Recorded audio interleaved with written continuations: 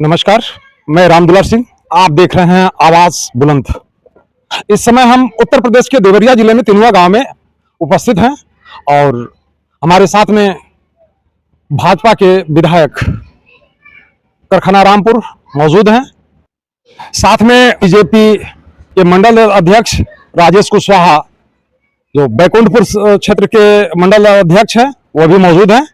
और आइए मिलते हैं 2024 का इस क्षेत्र का कुछ जानकारी लेते हैं, क्या सिचुएशन है और बीजेपी का जो चुनावी मुद्दा है इस समय क्या है। तो सर नमस्कार, हमारे दर्शकों को आप बताएं कि इस समय जो चुनाव का माहौल है अपने यहाँ। आपके चैनल पे जितने लोग जुड़े हैं, मैं सबको अपनी ओर से प्रणाम कर रहा हूँ।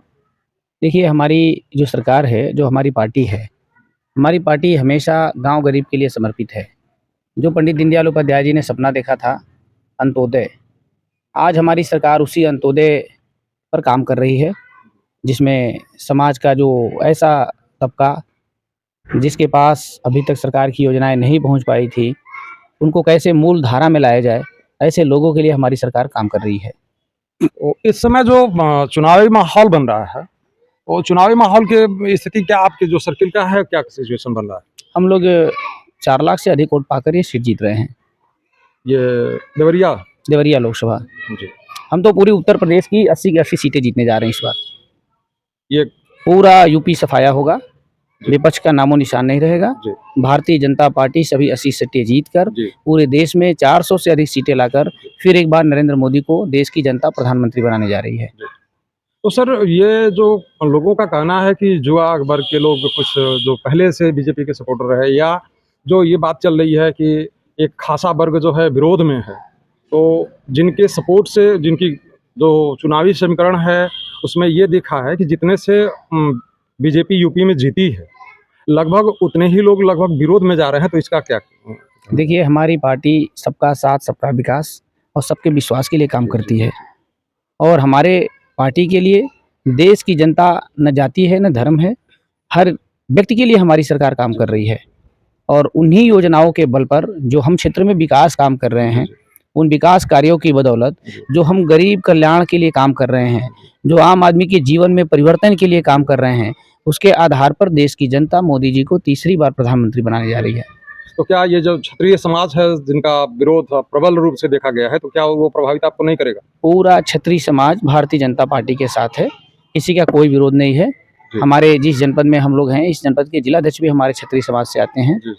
और आप देखेंगे तो कल हमारे उम्मीदवार का नामांकन था और पूरा क्षत्रिय समाज महाराणा प्रताप की जयंती पे कल उन्हें तलवार भेंट करके हमारे जो मुख्यमंत्री माननीय केशव प्रसाद मौर्य जी आए थे, उन्होंने ये समर्थन दिया कि पूरी समाज भारतीय जनता पार्टी के साथ है।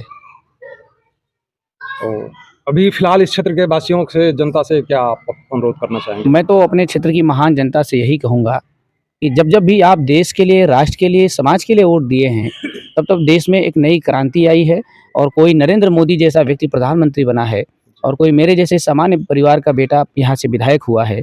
और आप देखेंगे कि 2 सालों में हम लोग विधायक बनने के बाद इस क्षेत्र में जो विकास का हम लोग काम कर रहे हैं, आप तो डेली घूम रहे होंगे, सड़कों के क्षेत्र में, बिजली के क्षेत्र में, पानी के क्षेत्र में, बीमार लोगों को दवा के इलाज के लिए पैसे के क्षेत्र में हम लोग लगातार काम कर रहे हैं। और जिन मुद्दों को लेकर हम लोग सड़कों पर आंदोलन कर रहे थे, आज उन्हीं मुद्दों को हम एक-एक करके पूरा कर रहे हैं।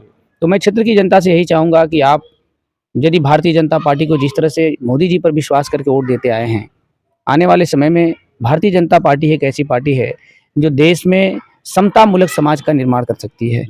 समतामूलक समाज के निर्माण के लिए, क्षेत्र के विकास के लिए, देश के वैभव को दुनिया भर में बढ़ाने के लिए सिर्फ एक ही रास्ता है, वो कमल का फूल है और वो नरेंद्र मोदी जी हैं, भारतीय जनता पार्टी है।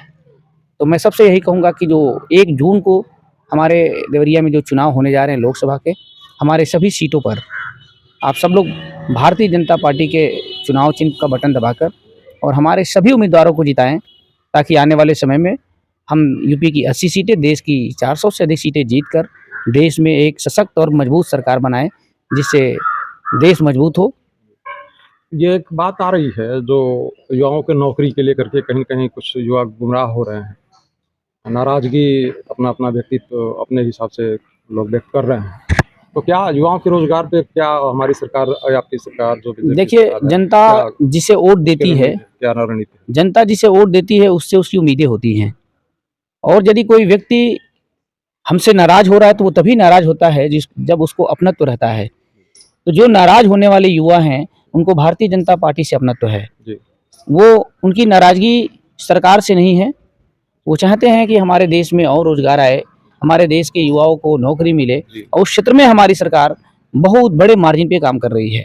केवल आप गोरखपुर की मैं बात कहूँ तो जिस गीडा में कभी 100 फैक्ट्रियाँ नहीं हुआ करती थी, आज वहाँ हजारों फैक्ट्रियाँ लगी हुई हैं और लाखों से अधिक युवा केवल गोरखपुर में रोजगार पा रहे हैं। कोई भी सरकार पूरे देश के सभी लोगों को सरकारी नौकरी नहीं दे सकती, लेकिन ये सही है कि सकारात्मक रूप से काम करने से हमारे देश में जो हमारी जीडीपी है, जो हमारी व्यवस्था है, जो हमारी युवाओं को रोजगार है, उसमें आमूल-चूल परिवर्तन होगा। अभी उत्तर प्रदेश के हर जिले में, अभी आप हमारे देवरिया के उसरा में जब जाएंगे तो उसरा जैसी जगह पर हजारों युवाओं को रोजगार मिला है। आने वाले समय में देश में हमारी जो सरकार काम कर रही है वो आने वाले समय के लिए एक क्रांति होगी और युवाओं को अपने जिले में, अपने प्रदेश में, अपने देश में रोजगार मिलेगा। ये मोदी जी के नेतृत्व में ही संभव है। तो मैं युवा भाइयों से कहूँगा कि सरकार से मांग करना आप जायज है, आपने जनता को, आपका हक है, अधिकार है। यदि आप वोट देते हैं तो आपका अधिकार है, लेकिन देश हित में, समाज हित में, युवाओं के हित में, किसानों के हित में, व्यापारियों के हित में भारतीय जनता पार्टी ही जरूरी है। इसलिए आप सब लोग 1 तारीख को कमल के फूल का बटन दबाएं और भी लोगों से कमल के फूल के लिए अपील करें कि देश सशक्त हो, समाज सशक्त हो। आने वाली जो सरकार बनने वाली है, इसमें इसका मतलब ये कि आपकी रणनीति है कि युवाओं को नौकरी दिया जाएगा, सरकारी नौकरी दी जाएगी उनकी व्यवस्था? हमारी आने वाले समय के लिए रणनीति नहीं है, हमारी सरकार रेगुलर उस पर काम कर रही है। आप उदाहरण के रूप में जब देखेंगे तो आज किसी भी गांव का नौजवान जो कल मुंबई दिल्ली में काम करता था, अपेक्षाकृत बहुत सारे उसमें से लोग जो कोविड के बाद से अपने क्षेत्र में, अपने घर में, अपने प्रदेश में काम कर रहे हैं।